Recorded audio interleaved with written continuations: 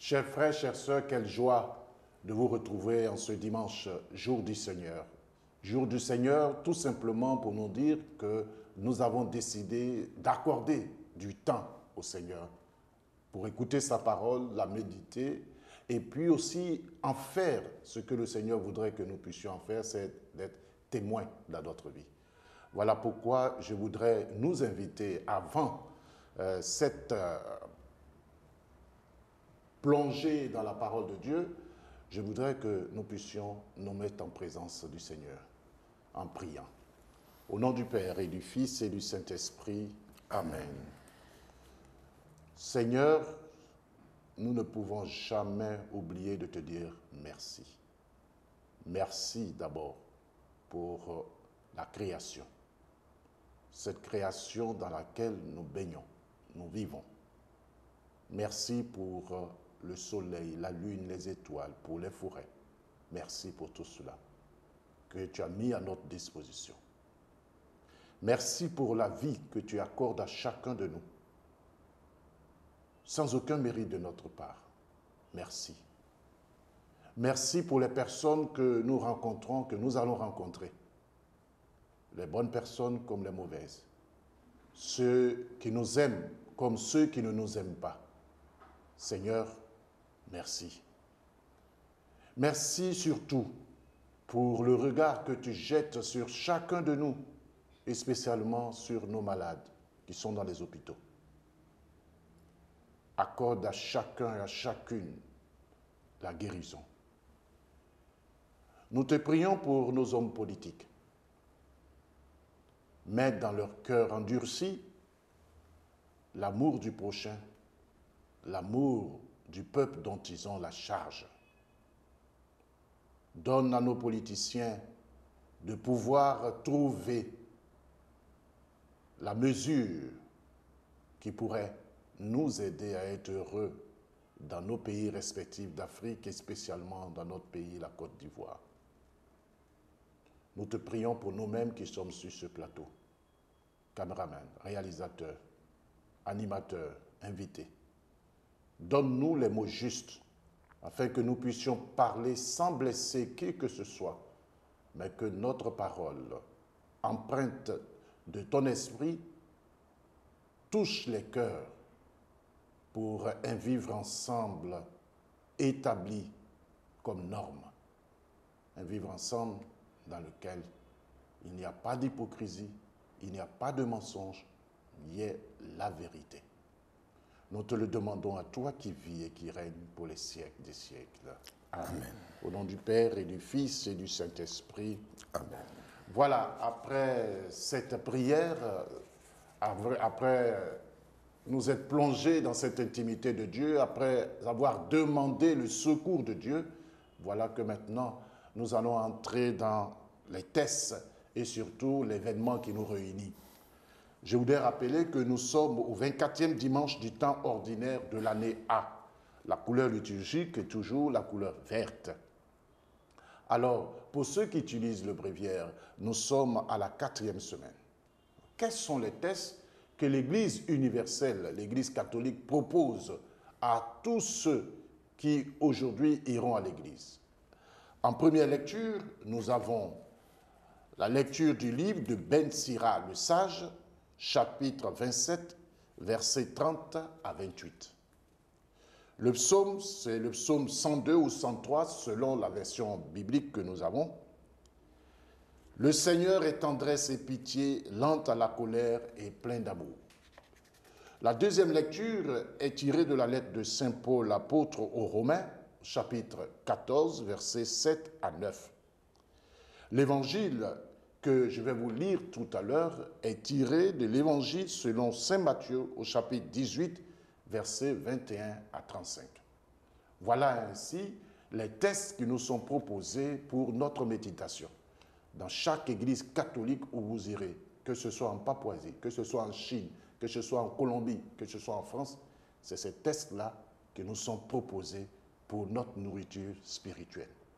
Alors, je vous relis l'évangile, je vous lis donc l'évangile, je vous rappelle Matthieu chapitre 18, versets 21 à 35.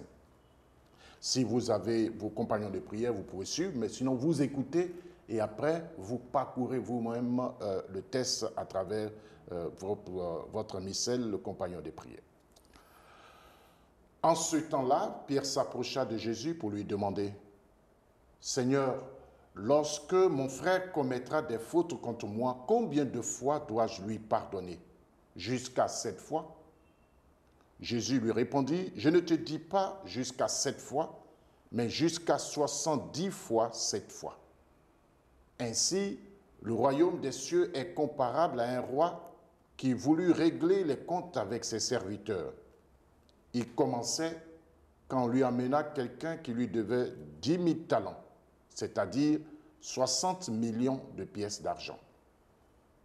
Comme cet homme n'avait pas de quoi rembourser, le maître ordonna de le vendre avec sa femme, ses enfants et tous ses biens en remboursement de sa dette.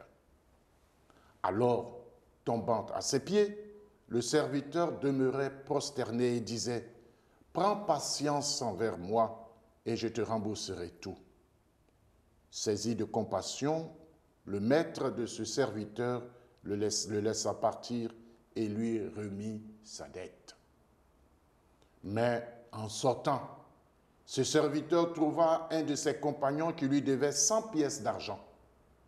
Il se jeta sur lui pour l'étrangler en disant, « Rembourse ta dette. » Alors, tombant à ses pieds, son compagnon le suppliait, « Prends patience envers moi et je te rembourserai. » Mais l'autre refusa et le fit jeter en prison jusqu'à ce qu'il ait remboursé ce qu'il devait.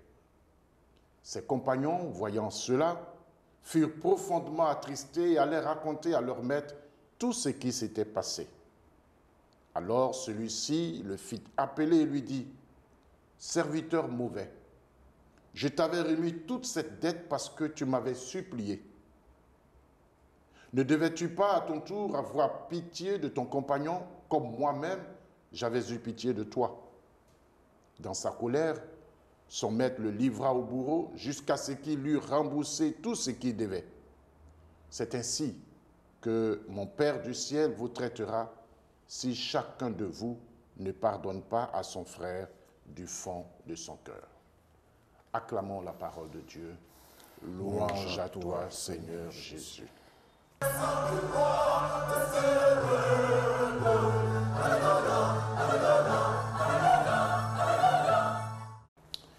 Chers téléspectateurs, nous venons d'écouter une belle page de la parole de Dieu.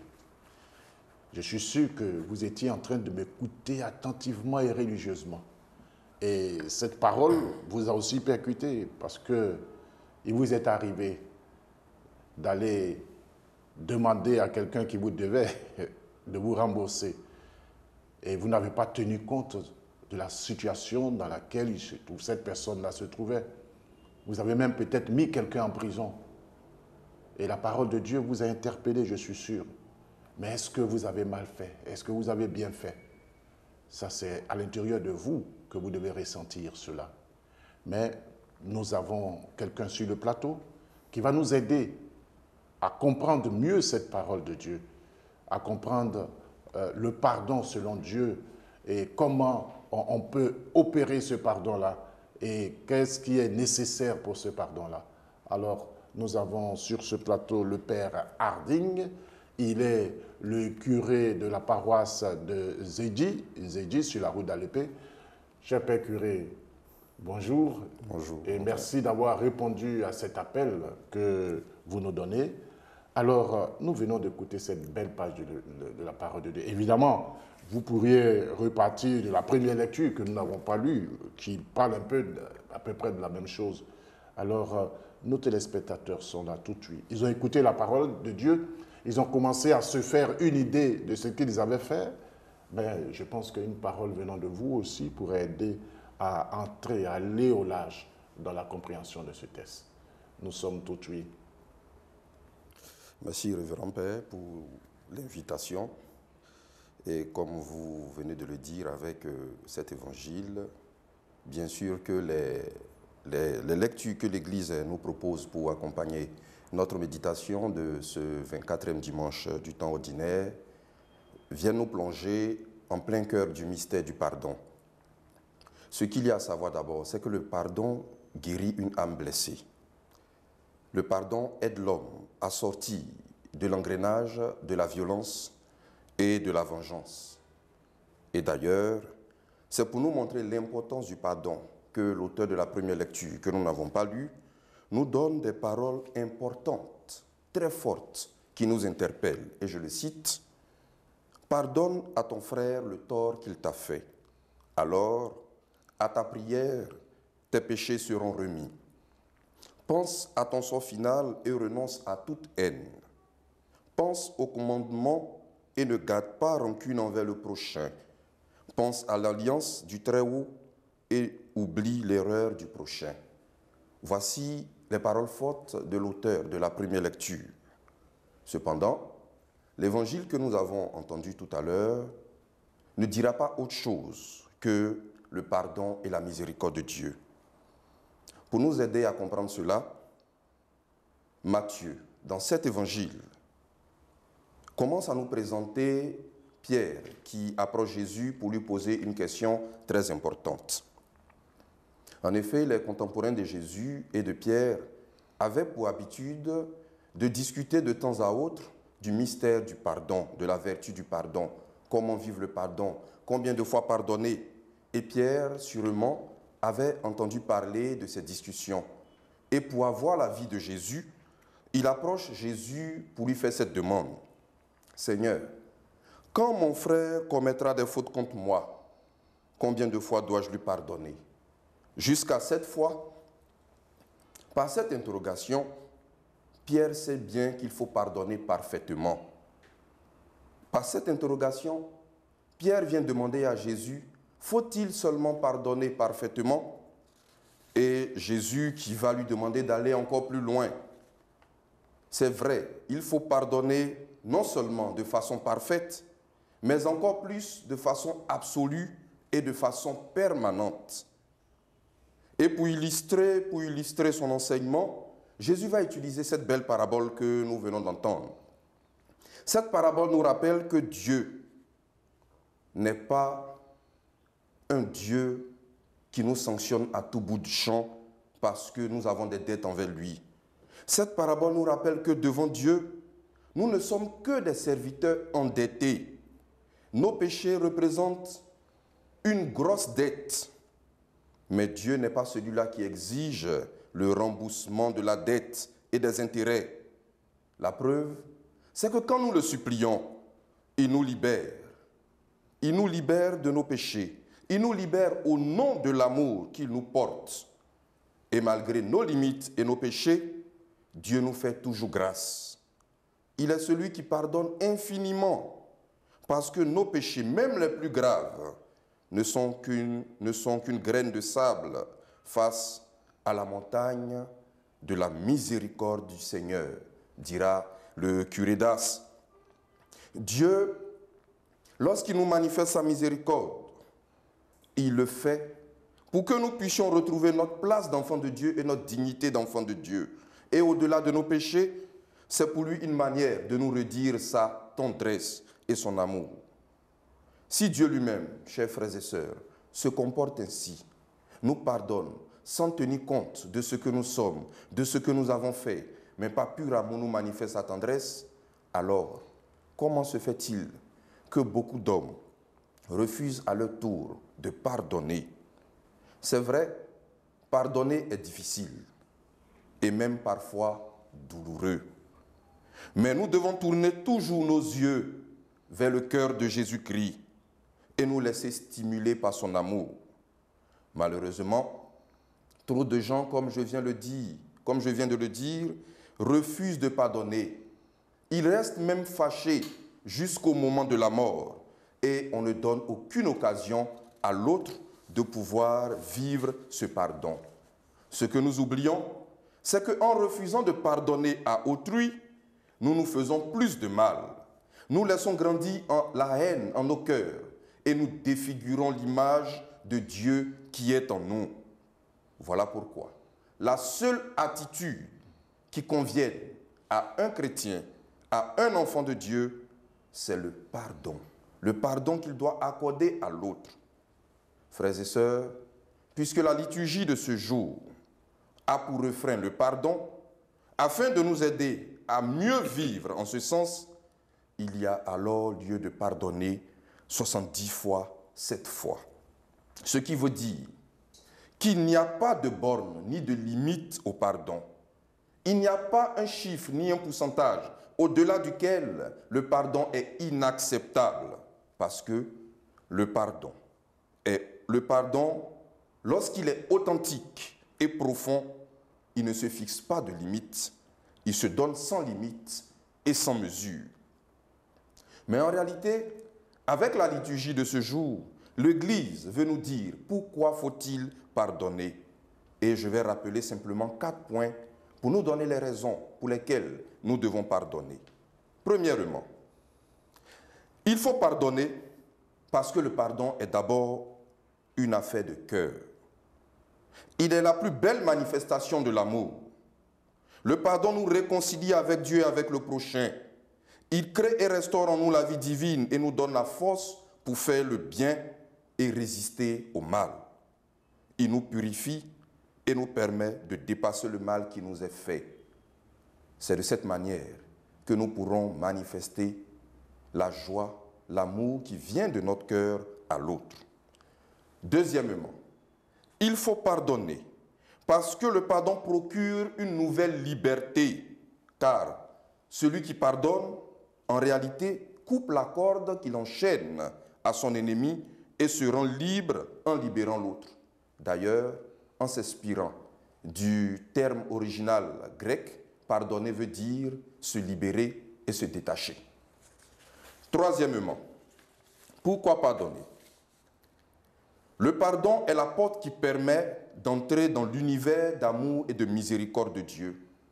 Le pardon nous permet de ressembler à Dieu. Et c'est ce que Luc, en son chapitre 6, versets 36 à 38, dira, et je le cite, « Soyez miséricordieux comme votre Père est miséricordieux. Pardonnez et vous serez pardonnés. Donnez et vous recevrez. Une mesure pleine, tassée, secouée, débordante, qui sera versée dans votre tablier, car la mesure dont vous vous servez pour les autres servira aussi pour vous. » Fin de citation. Quatrièmement, pourquoi pardonner? Il faut pardonner parce que le pardon nous aide à lutter contre la colère, la rancune et la vengeance pour mettre en nos cœurs des sentiments de fraternité, d'amour, de joie et de solidarité. Bien chers frères et sœurs, en ce jour du 24e dimanche du temps ordinaire, Jésus nous rappelle donc que la caractéristique la plus importante, sinon l'une des caractéristiques les plus importantes du chrétien est ceci: pardonner, non pas 7 fois, mais 70 fois 7 fois. C'est-à-dire pardonner véritablement et toujours, sans attendre une quelconque récompense des hommes. Seigneur, nous te confions notre volonté de pardonner. Prions effectivement de tout cœur notre Seigneur, afin qu'il puisse exaucer notre désir de pardon et que son Esprit Saint vienne en aide à notre fragilité humaine. Que son Esprit Saint nous donne la force et le courage de pouvoir aimer et de pouvoir pardonner à tout niveau où nous sommes, que nous soyons de simples citoyens de ce pays, des hommes politiques, des économistes, des médecins, qu'en tout lieu où nous sommes, nous puissions, par la grâce de l'Esprit de Dieu, pouvoir pardonner. Et pour cela, bien chers frères et sœurs, il faut ouvrir son cœur à l'action de l'Esprit Saint. Il faut demander cette grâce, car trop souvent, l'orgueil qui nous anime ferme notre cœur à l'action de l'Esprit Saint qui veut nous conduire au pardon. Et d'ailleurs, en cette situation de notre pays, qui nous rapproche davantage des élections, avec ces tests, je veux nous interpeller tous, que chacun, à son niveau, fasse cet effort de ressembler à Dieu qui nous pardonne sans mesure, pour que, à notre tour, en l'imitant, nous puissions pardonner à nos frères et à nos sœurs, pour qu'en ce pays, nous puissions construire une société où amour et vérité se rencontrent, justice et paix s'embrassent. Que la grâce de Dieu nous assiste et que Dieu bénisse la Côte d'Ivoire et qu'il bénisse chaque habitant de ce pays, lui qui est vivant, pour les siècles des siècles. Amen. Cher Père, merci pour ce partage de la parole de Dieu. Le pardon n'est pas dimension humaine. Et donc pardonner, c'est décider de vivre et de faire vivre. Oui. Ok? Bon. Il y a aussi les difficultés que nous éprouvons. Est-ce que pardonner, ça veut dire oublier? Il peut avoir un danger à cette manière de concevoir les choses.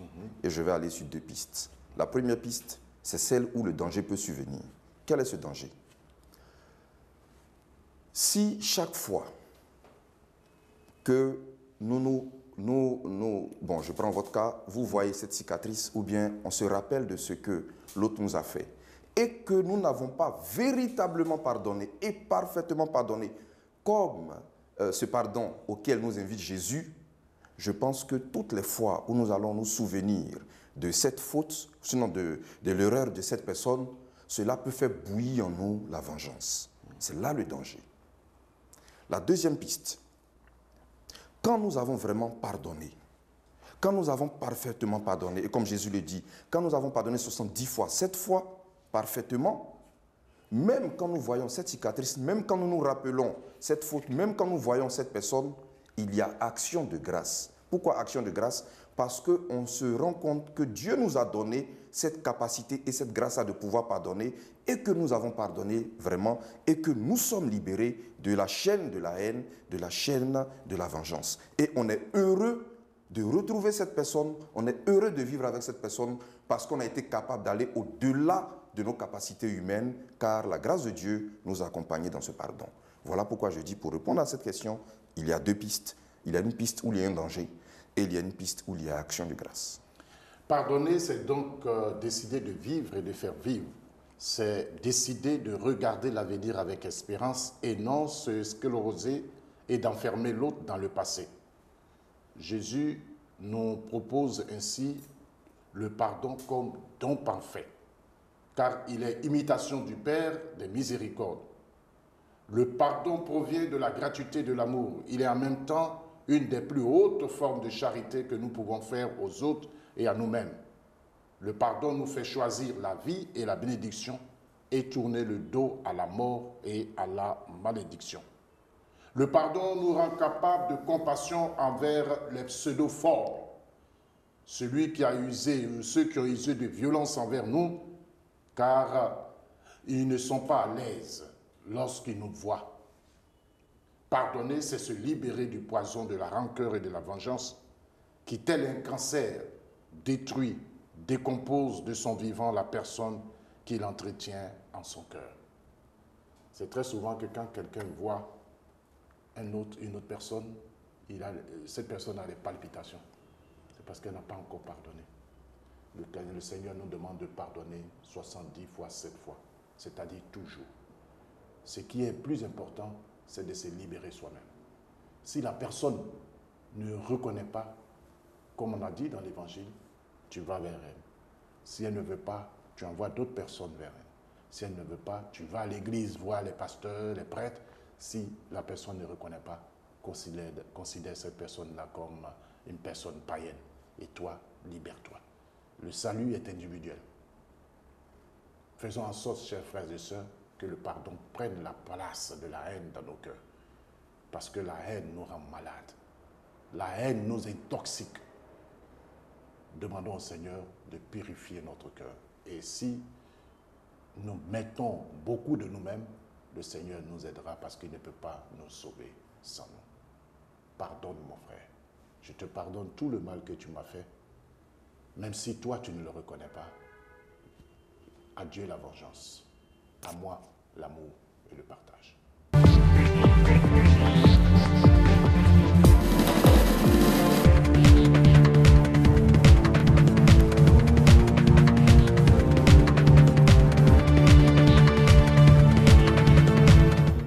Au cours d'une célébration liturgique, le père Jean Saint Bayot s'est senti mal. 5 jours après, il a rendu l'âme. Ça a été un choc pour les uns et les autres. Et nous avons suivi les funérailles du Père Jean Soissin. Voici quelques images des funérailles à Bingerville.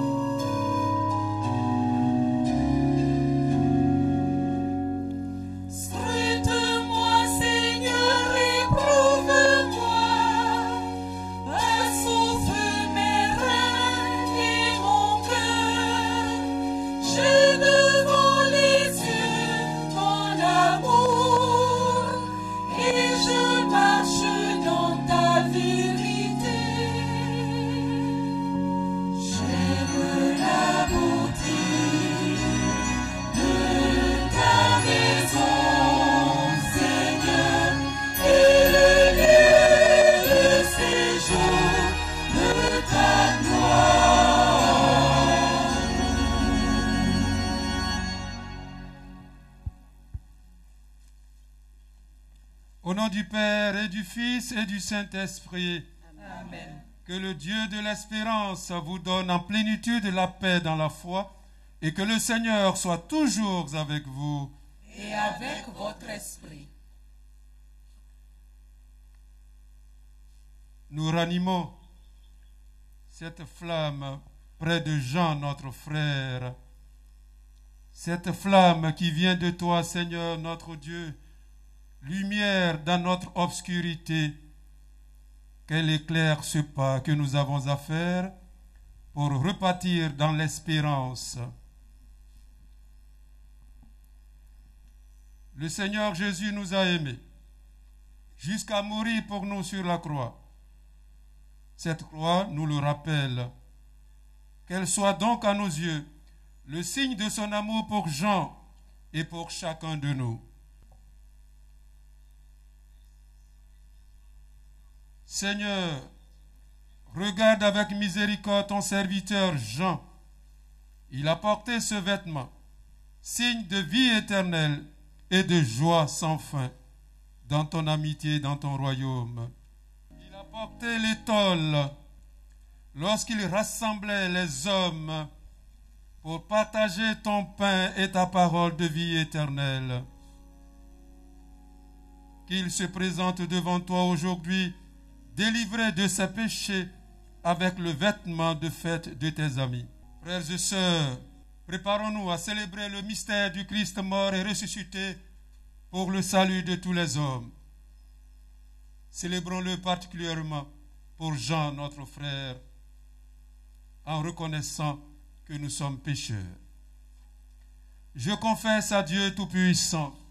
Je reconnais devant mes frères que j'ai péché en pensée, en parole, par action et par omission. Oui, j'ai vraiment péché. C'est pourquoi je supplie la Vierge Marie, les anges et tous les saints, et vous aussi mes frères, de prier pour moi le Seigneur notre Dieu. Que Dieu Tout-Puissant nous fasse miséricorde, qu'il nous pardonne nos péchés et nous conduise au bonheur de la vie éternelle. Amen.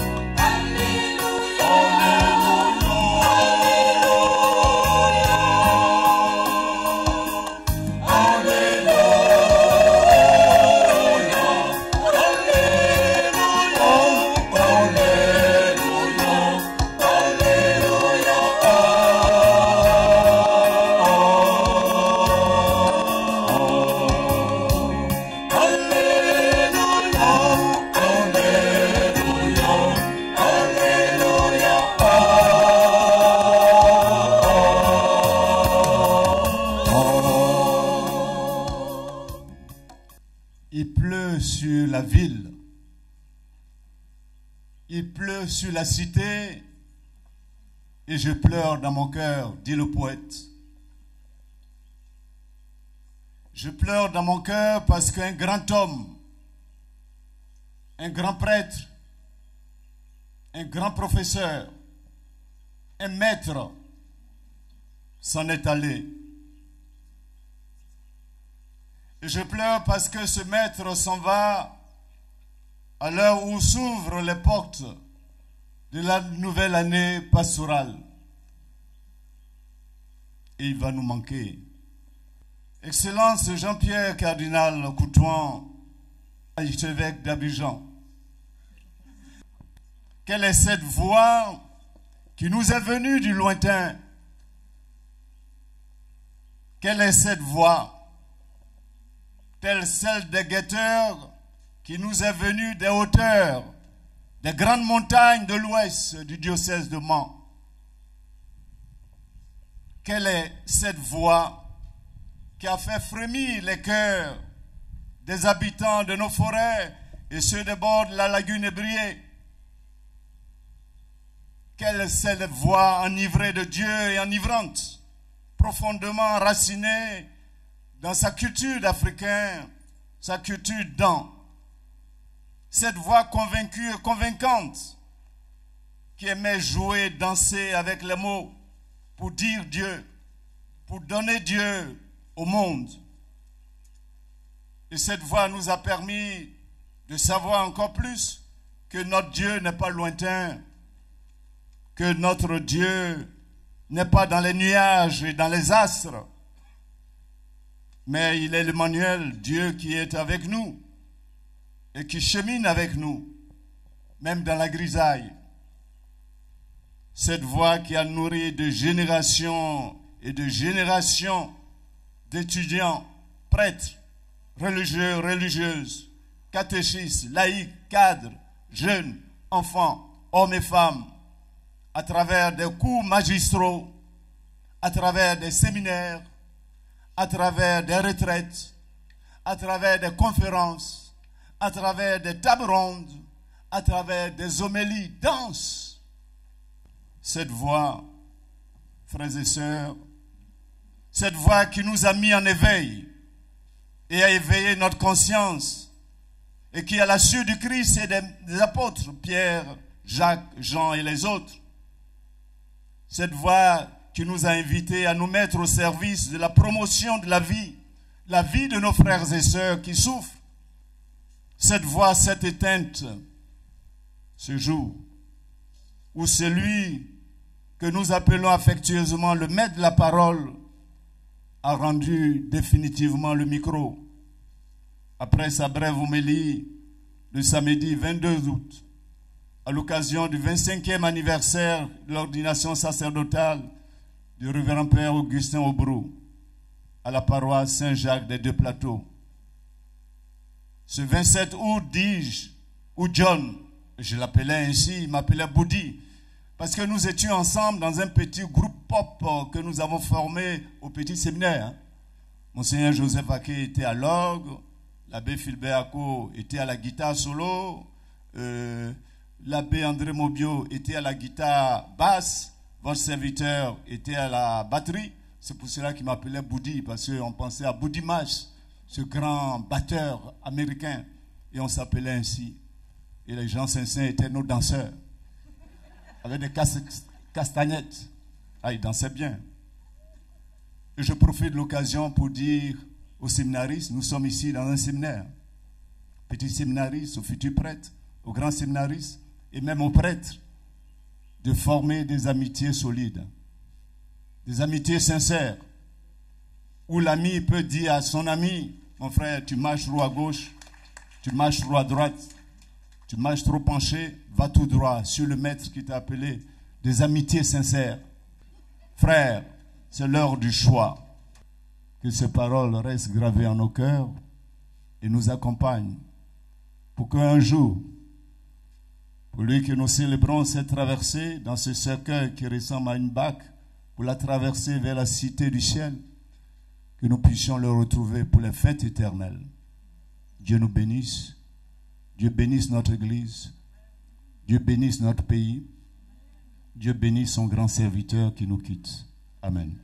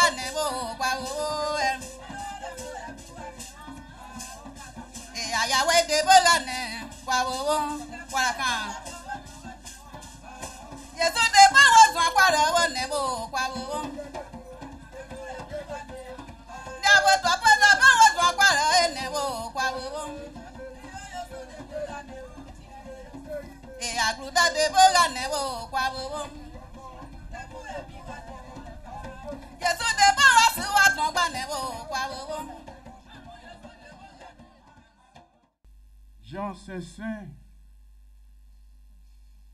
que je taquinais fort en disant, Jean, mais tu es audacieux. On dit Dieu est 3 fois saint et toi tu dis tu es 2 fois saint. Donc tu es en train d'aller vers Dieu, être 3 fois saint. Et il rigolait affectueusement. Oui. La montagne de connaissance s'est affaissée avec la disparition de Jean.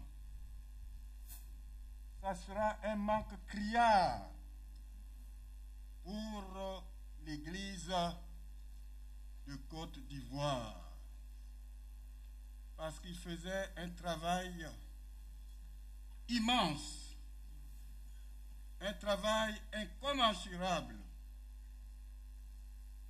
Jean,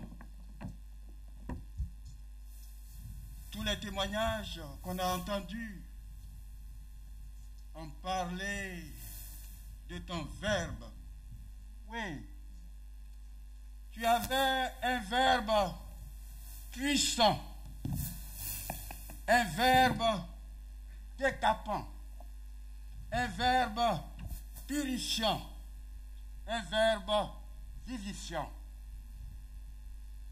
qui inoculait comme une perfusion la parole dans les veines de tous ceux qui t'écoutaient. Ah, quel maître! Le prédicateur disait, tu es parti, le micro à la main. Et moi je dirais, tu es parti en laissant le micro à Abékan.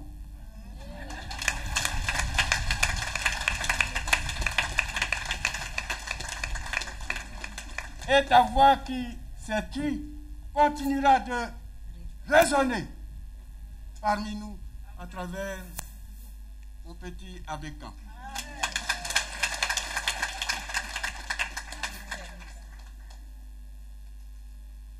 Tout ce que j'ai à vous dire, c'est que vous soyez des gens convaincus et convaincants.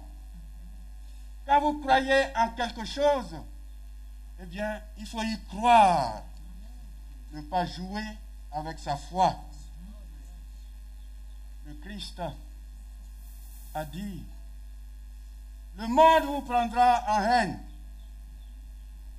parce que vous n'admettrez pas la logique du monde. Et la logique du Christ va à l'encontre de celle du monde. Et alors, n'ayez pas peur. N'ayez pas peur. Christ est avec moi, je n'ai plus peur. Christ est avec moi, je n'ai plus peur. Christ est avec moi, je n'ai plus peur. Christ est avec moi, je n'aurai plus peur. Il est là, près de moi. Tous les jours, il est avec moi. Il est là, près de moi. Tous les jours, il est avec moi. Oui. Sachez que Christ est toujours avec vous et n'ayez pas peur de vivre votre foi dans la vérité, l'amour, la justice et la recherche de la paix. Que Dieu vous bénisse tous.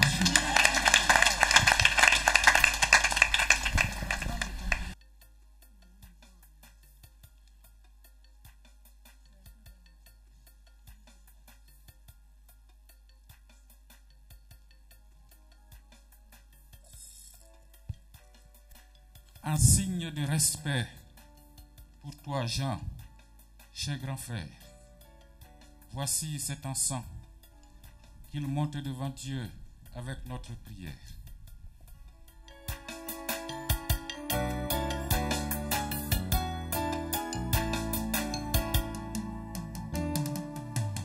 Par le sang de Jésus-Christ, par sa mort sur la croix, le pardon de Dieu te délivrera.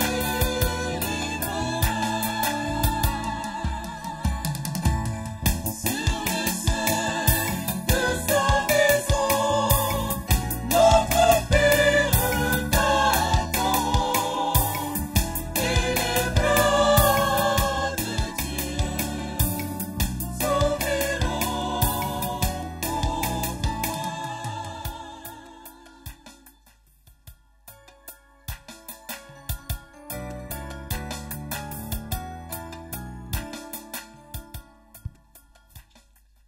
Nous espérons, frères et sœurs, et nous croyons que tous, un jour, nous allons ressusciter. En signe de cette foi, je bénis ce corps. Au nom du Père et du Fils et du Saint-Esprit.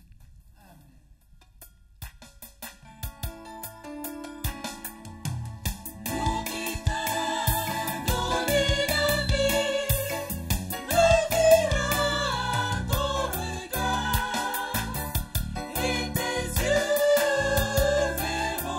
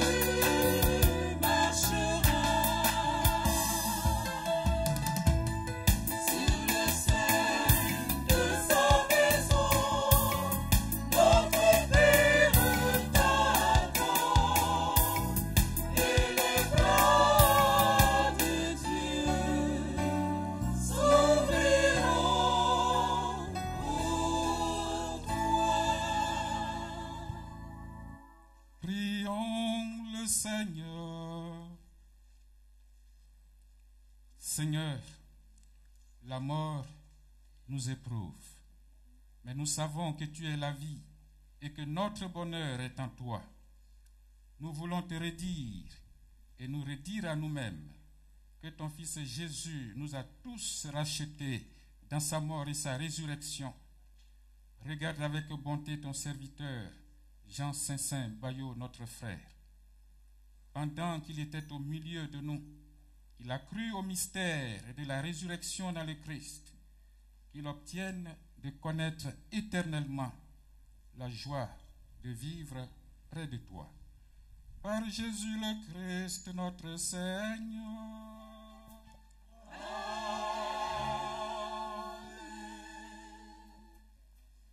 Le Seigneur soit avec vous. Et avec votre esprit. Que Dieu Tout-Puissant vous bénisse et vous garde dans la foi, le Père, le Fils et le Saint-Esprit. Amen. Que toute marque d'affection, tout geste d'amitié que vous donnerez soit pour vous signe de cette paix qu'ensemble nous avons cherché. Allez dans la paix du Christ. Nous rendons grâce à Dieu.